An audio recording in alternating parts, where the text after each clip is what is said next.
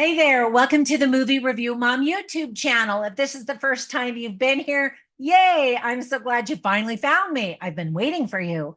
And if you're a returning subscriber, yay, thanks for coming back. I really appreciate your support. And my subscribers know I always reply to every comment. So keep putting those down below. I love hearing what you have to say.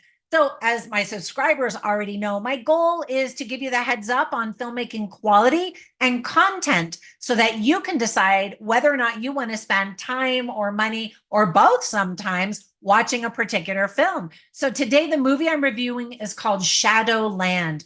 This dramatic thriller is playing in select theaters and is available for purchase on Amazon Prime and Fandango at home. So to get a free Amazon trial, click on the link I have down below in the description. This film is rated R. It's an hour and 29 minutes. And my overall movie review mom grade is probably about a C+. So I'm going to give you an overview in a nutshell, and then I'll point out all the things I liked about the movie, things I didn't like about the movie. I'll offer tips for parents, themes worth talking about if you watch this with somebody else, and recommendations for other films, as well as interesting lines and funny lines, if there were any funny lines in this movie. Now I'm trying to remember. I'll have to look at my notes.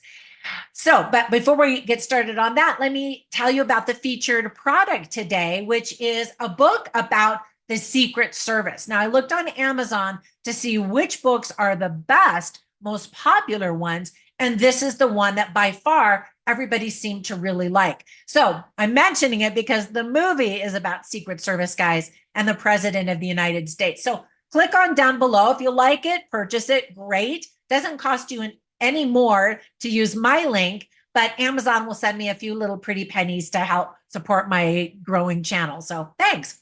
Hope you enjoy the book. Let me know what you think. All right, so in a nutshell, the story is about a former retired American US president named Robert Wainwright. He is sequestered away on his remote ranch, and he begins to have nightmares that someone is scheming to kill him. The president summons his former psychiatrist, Elliot Dumont, who discovers that he may, in fact, be in danger. The film was directed by James Banford and written by Ian Corson. So quick tips for parents. There is violence. There is profanity, including a lot of F-bombs. Well, not that many, but some F-bombs. There are various firearms used to kill people. We see some blood, but ultimately I think that it's inappropriate for kids and that kids are just going to be bored. It's a lot of adults talking for the majority of the movie.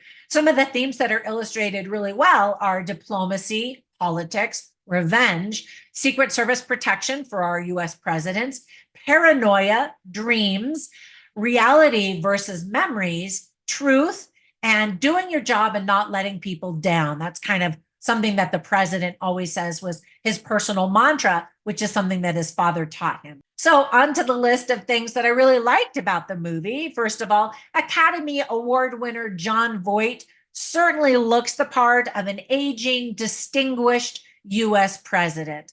He won his Oscar for Best Actor in the 1978 movie called Coming Home. Did you ever see that? Comment down below. I'd love to hear what you thought of it. Fun fact, in case you didn't know, Jon Voight's daughter is Angelina Jolie. Did you know that? The cast also includes Martin Sokas, Rona Mitra. I just think she's so beautiful. Philip Winchester and Sean McGuire. And I thought they all did a really good job, actually. There are a few red herrings that keep you guessing who the bad guy is. The movie was actually filmed in Bulgaria.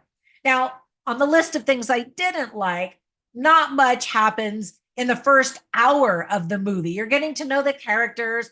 Like I said, there's lots of talking. You're not sure what's going on, but there's no action. And you're just kind of like, is there ever going to be any action? And then finally we get some. And I swear it's like one of the slowest shootout scenes I've ever seen with ridiculous monologuing. I'm like, really? There is a very predictable romantic side story. We're given a piece of information in Act 1, but we don't really recognize that it's a real threat with consequences that unfold at the very, very end of Act 3. So as I said, the movie is slow moving, and when it moves, it's still pretty slow. But there are some interesting things to think about. Whenever I watch movies, I write down funny lines and interesting lines simply so I can share them with you and give you a taste of the dialogue and script writing quality. I have all of them on my written review at moviereviewmom.com, so you can check them out there. But I'll share some of them with you right now. First of all, there's a line spoken by Rona Mitra, and she says to somebody, and I want all my movies to be spoiler free, so I'm going to be very vague, but she says to a character, "You die, and I will never forgive you."